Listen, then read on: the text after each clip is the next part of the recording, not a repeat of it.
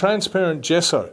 So like all our other gessos, it has all the good stuff, calcite grounds, that you want in a gesso, but this gesso has two main features: that it's transparent, it's not clear because of the materials in it to give it the tooth and the calcium carbonate. It's not clear, but it's translucent or transparent, which means it can be mixed with the background colours, for instance. There's 39 colours in the background range, as a pastel primer. It is transparent enough to put over the top of the colour, but as I say, you will get that haziness, but to give you some real tooth. So as a pastel primer, or a primer where you really want some tooth, charcoal as well, the transparent gesso is your go-to.